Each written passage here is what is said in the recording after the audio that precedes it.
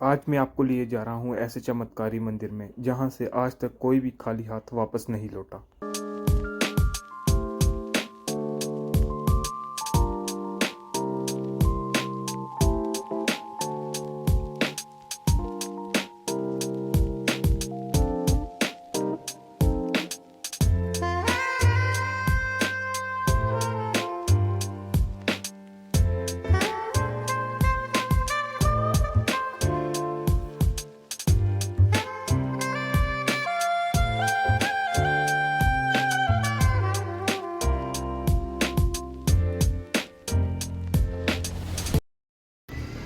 Hello everyone, welcome back.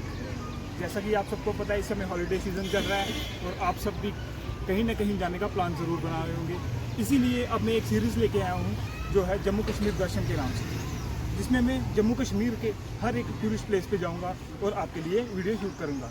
तो आज का मेरा जो पहला वीडियो है वो है अगार बाबा जीतो जी, जिसकी कहानी मैं आपको आगे वीडियो में बताऊँगा। तो मेरे साथ वीडियो में एंड तक बने रहें और इस वीडियो को पूरा देखें। तो अब आप मेरे साथ बने रहिए, मैं आपको लिए चलता हूँ बाबा जीतो जी के स्थान पर।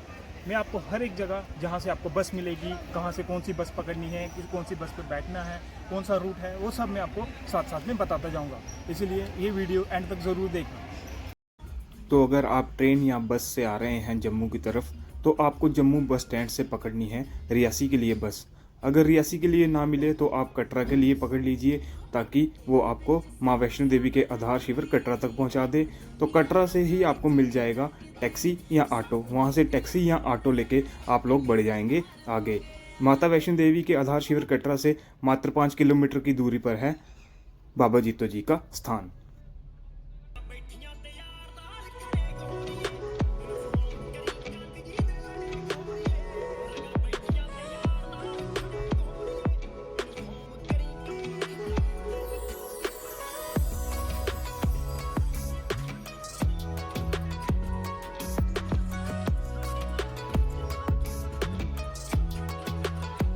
तो फाइनली गाइस, हमने क्रॉस कर लिया है अपना जम्मू बस स्टैंड। अब जम्मू बस स्टैंड से हम सीधे जम्मू श्रीनगर नेशनल हाईवे की तरफ बढ़ रहे हैं।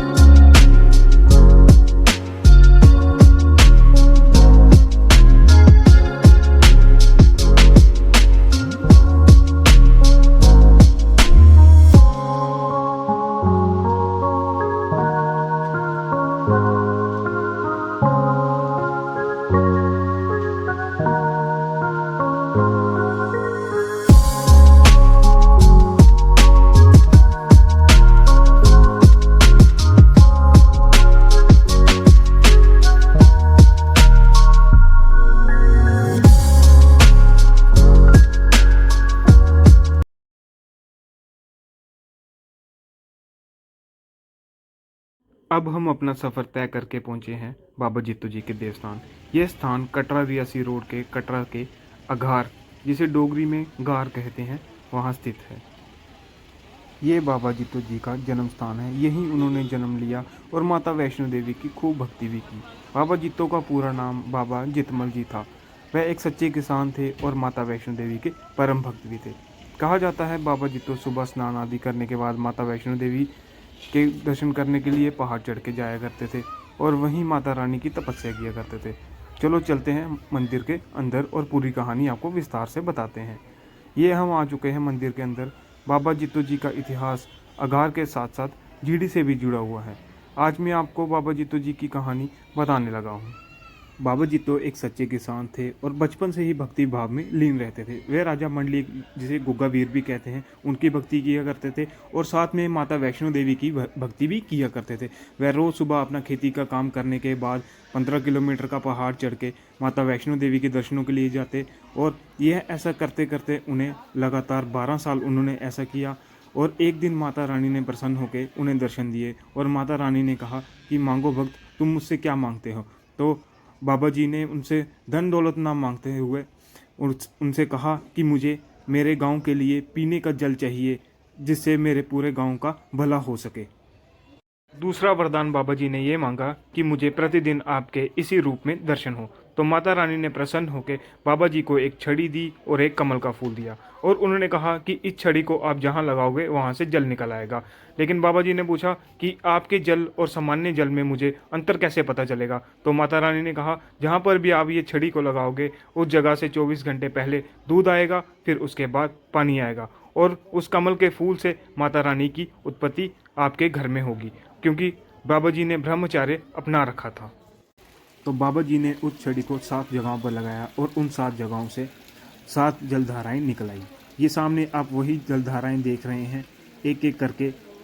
ये पहली जलधारा है, इसी के साथ दूसरी है, आगे तीसरी है। लेकिन जो 5वीं जलधारा है, उस जलधारा में जब बाबा जी ने स्नान किया, अपनी पगड़ी उतार कर बाहर रखी थी, उसमें कमल का फूल रखा हुआ था। जब बाबा जी स्नान करके बाहर आए तो उन्होंने देखा कि उनकी पगड़ी में एक छोटी सी कन्या खेल रही है। तो बाबा जी समझ गए कि माँ वैष्णो देवी कन्या रूप में उनके घर में पधार चुकी हैं। अब मैं आपको लिए जा रहा हूँ मंदिर के अंदर। इस मंदिर की मान्यता यह है कि जिनके घर बच्चे नहीं होते या होके गुजर जाते हैं, या कोई भी छाया वगैरह होती है, या किसी प्रकार की कोई भी मन्नत करनी हो, यहाँ पर वो लोग आते हैं। पहले वे उस 5वीं धारा में जाके स्नान करते हैं, फिर वे मंदिर में आके मनोकामना करते हैं। आज इस समय जब मैं आपके लिए ये वीडियो बना रहा हूँ तो आप देख सकते हैं कि कितने ही श्रद्धालु बाबा जी के दर्शनों के लिए आए हैं। और ये वो श्रद्धालु हैं जिन्होंने यहाँ पे मनोकामना की थी और इन सब की मनोकामना बाबा जी की कृपा से पूर्ण हुई है। अब सामने आप दर्शन कर सकते हैं बाबा जित्तो और बुआ कौड़ी जी के। ये जो सामने मंदिर नुमा आकार आपको दिख रहा है, इसी के बीच विराजमान है बाबा जित्तो और बुआ कौड़ी जी।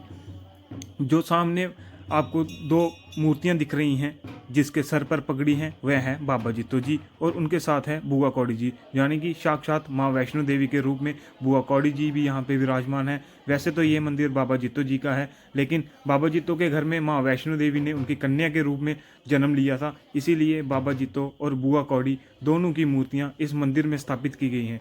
अब मैं आप सबसे ये निवेदन करूँगा, जो भी श्रद्धालु माँ वैष्णो देवी के दर्शनों के लिए आए हैं या अमरनाथ जी बाबा के दर्शन के लिए आए हैं, वो इस स्थान पर ज़रूर माथा टेकें, ताकि उनकी भी हर एक मनोकामना पूर्ण हो। सामने बाबा जित्तो और बुआ कौड़ी जी के दर्शन आप कीजिए और मुझे बताइए कि आपको मेरी जम्मू कश्मीर दर्शन की ये सीरीज़ कैसी लग रही है। अगर आप ऐसी ही और वीडियोस चाहते हैं तो कमेंट बॉक्स में लिखकर मुझे ज़रूर बताएं। अब मैं ये छोटा सा क्लिप डाल रहा हूँ बाबा जित्तो जी की संक्षिप्त कथा, ये आप खुद भी एक बार पढ़ लें और मेरे चैनल को सब्सक्राइब ज़रूर कर लें, ताकि आपको मेरी हर एक आने वाली वीडियो की नोटिफिकेशन मिलती रहे।